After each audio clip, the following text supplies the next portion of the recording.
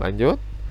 Seperti ini pemasukannya. Nah, kalau bisa, bukan kalau bisa, kalian wajib posisi CD-ROM ini atau DVD-ROM ini rata dengan semua perangkat yang ada di depannya ya. Jangan sampai perangkat ini menonjol atau posisinya ke depan atau ke belakang sendiri. Itu nanti casing itu terlihat kurang bagus ya.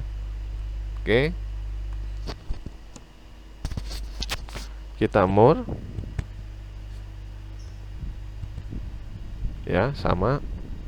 Fungsi more adalah untuk memperkuat posisi DVD-ROM agar tidak jatuh ya. Oke, kita masuk ke floppy.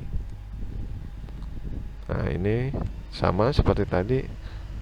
Kalian harus rata, pemasangan harus rata. Bukan usahakan, memang wajib kalian memperhatikan kerapian dalam bekerja ya. Selesai seperti ini, kita more lagi. Oke, selesai. Kita ke pemasangan kabel ya. Yang pertama kita melakukan pemasangan. Oke, di sini biasanya kalian lihat di sebuah casing itu ada yang namanya kipas atau fan untuk pendinginan atau sirkulasi udara panas yang ada di dalam CPU. Itu tugas dari fan casing ya, ada di sini ya. Fan casing pun mempunyai power, atau biar dia bekerja dia harus disalurkan listrik di dalamnya ya. Ini kabelnya, konektornya sama seperti heatsink ini. Oke, bagaimana cara pemasangannya? Kita pasang di sini ya, sama konektornya juga. Bagaimana cara pemasangannya? Oke, salah, perhatikan posisinya kurang tepat.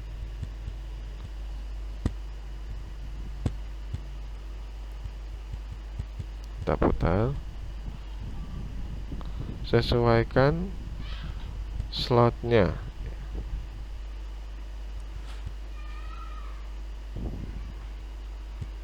Oke, seperti ini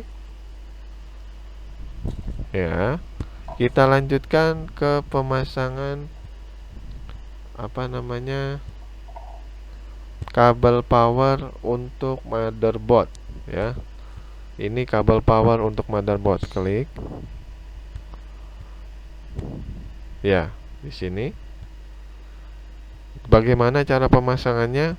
Perhatikan kunci atau slot yang ada di sini ya. Posisinya ada di mana? Kita putar seperti ini ya. Berarti kuncinya ada di sebelah sini ya.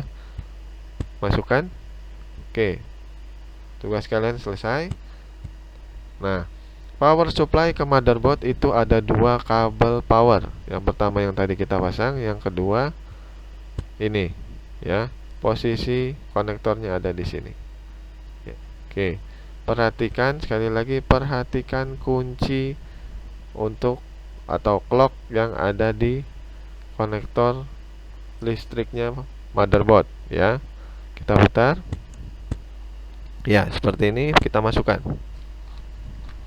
Oke, power supply ke motherboard selesai untuk pemasangan pelistrikannya. Sekarang kita melakukan pemasangan listrik yang ada di CD-ROM ya. Klik ini ya, perangkat listrik yang ada di CD-ROM atau kabel listrik dari power supply ke DVD-ROM ya. Seperti itu pemasangannya. Oke, sekarang kita masuk ke power supply, menuju kabel power supply yang menuju ke floppy ini ya. Kabel power supply yang menuju ke floppy. Klik, selesai ya, seperti ini. Coba kita pasang. Salah.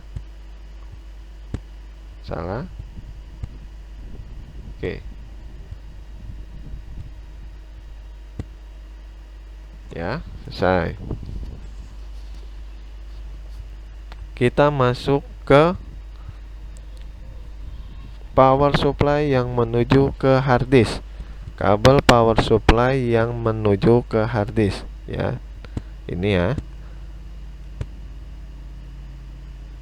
Oke, selesai.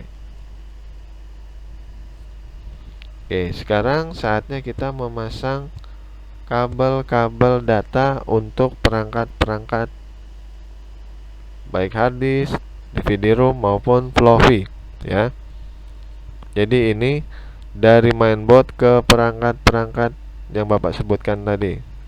Yang pertama, kabel data ATA. Oke.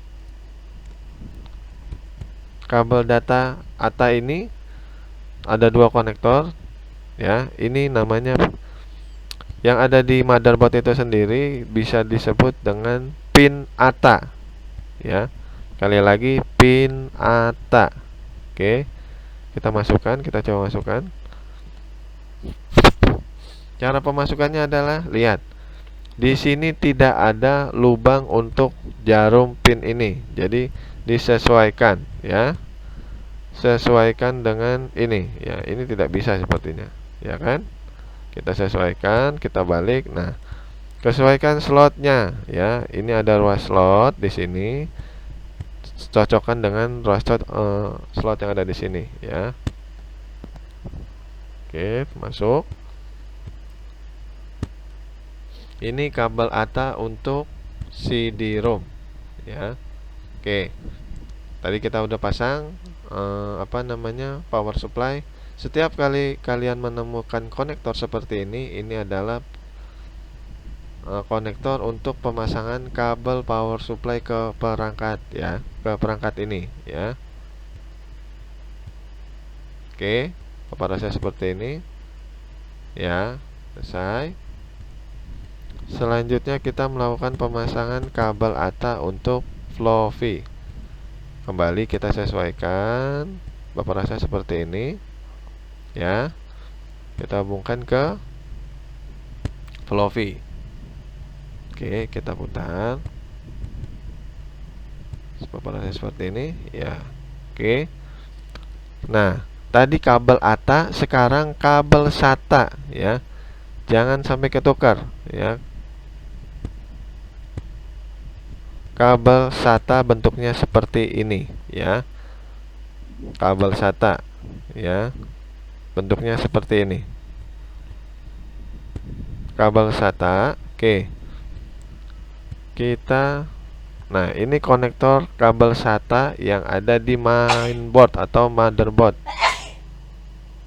ya. Kita coba masukkan, ya. Sekarang kita koneksikan kabel SATA ini ke hard disk. Oke. Kita masukkan.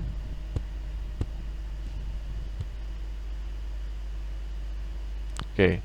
Pemasangan kabel pada perangkat CPU telah selesai, ya. Sudah terpasang semua. Oke, kita lanjut ke pengkabelan eksternalnya, ya. Kita di sini punya kabel monitor atau disebut dengan kabel VGA.